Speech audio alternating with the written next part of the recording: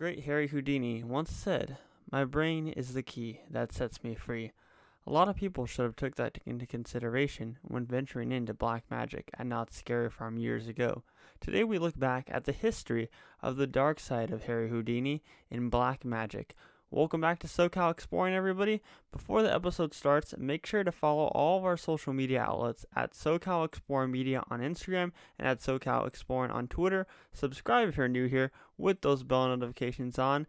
And don't forget to check out our merchandise shop by visiting teespring.com/stores/SoCal Exploring-3, or just simply click the link down in the description of this video.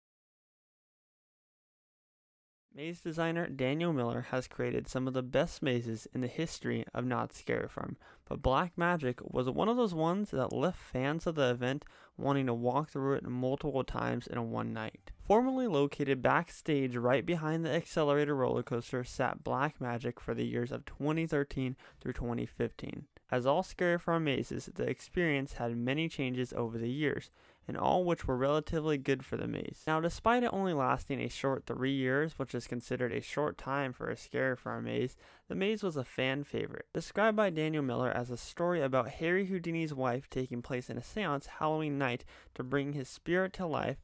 That is until, of course, everything goes terribly wrong and Harry, with a host of illusionists who are looking for more volunteers to take place in their acts that go horribly wrong, seek to wreak havoc on those who enter this abandoned theater. Let's first start off with 2013, where it all started. Now, the maze itself was a fairly short maze and quite interesting how it was laid out compared to traditional haunt mazes nowadays. This one in particular led guests straight through the building it was located in, with a turn at the end and then straight back down towards the exit. Now, keep in mind, there were a couple small twists and turns through the duration of this experience, but nothing like what we would normally expect. Hence why the experience felt a little bit on the short side. Before entering the maze, guests were able to view an aesthetic abandoned theater facade that was also the setting of the full maze. A cool effect that Knott's Scary Farm usually isn't known for was the use of projection mapping on the facade, where we could see the building being burnt down occasionally with sound bites from Harry Houdini to mix in with the theme. Guests were then led into the maze, where they first ventured through a short theater lobby with photos hanging on the wall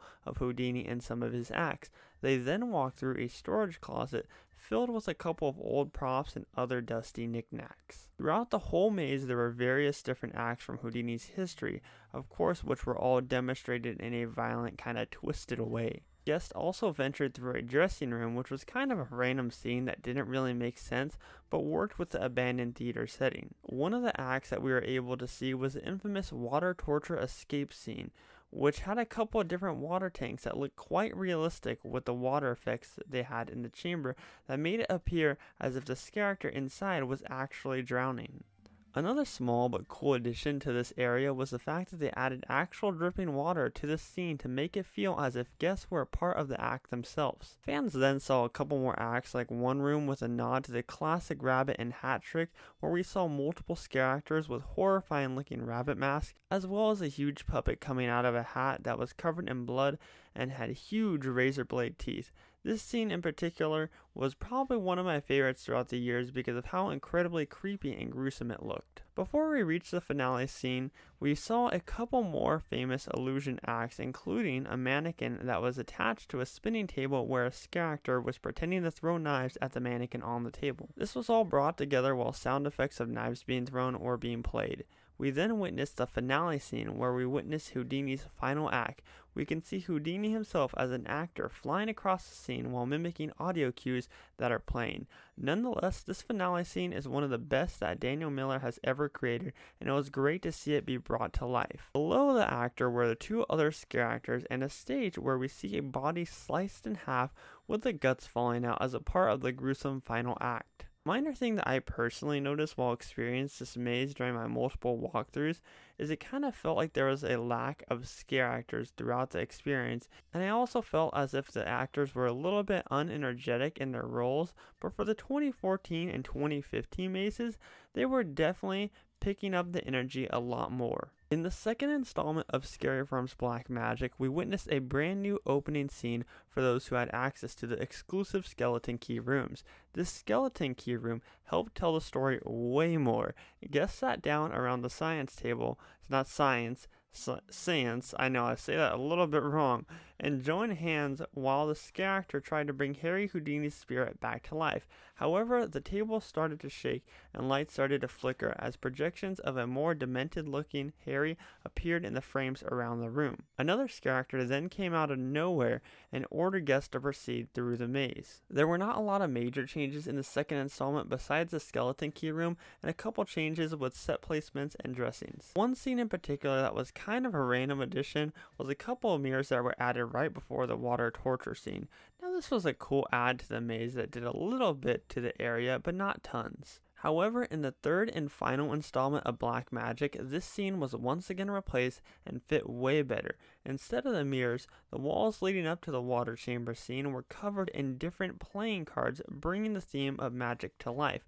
One thing that I would have liked them to see do is add curtains for guests to walk through with a print of these cards like the Ace of Spades or maybe even the Queen of Hearts.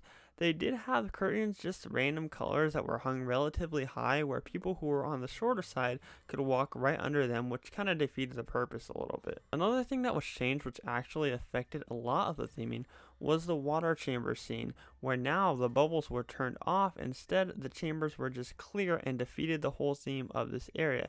It is quite confusing why they removed this effect, but hey, I guess there's a reasoning for everything, right? And of course, the biggest change to the final 2015 maze was the elimination of the skeleton key room as an exclusive room. Instead, it was a part of the maze for everyone and not just those who had special access to it. Knott really should have considered adding this seance scene from the very beginning, considering the fact that it was a part of the original story of the maze, but it was nice to see it in effect at least once during the Black Magic's run at Knott's Scary Farm. Black Magic is another one of those mazes that I vividly remember and I miss at the event.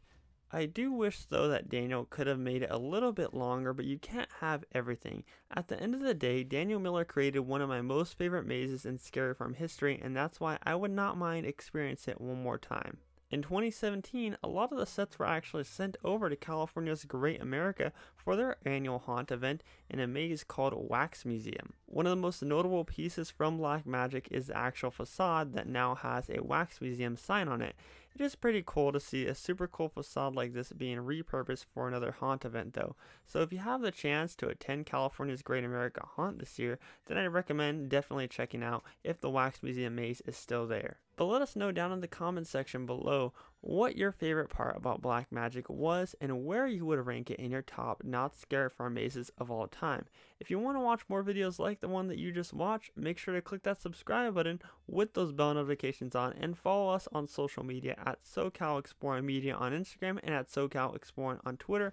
As always, my name is Scott and you've been watching SoCal Exploring. Positivity is key, and most importantly, remember to keep exploring. Peace.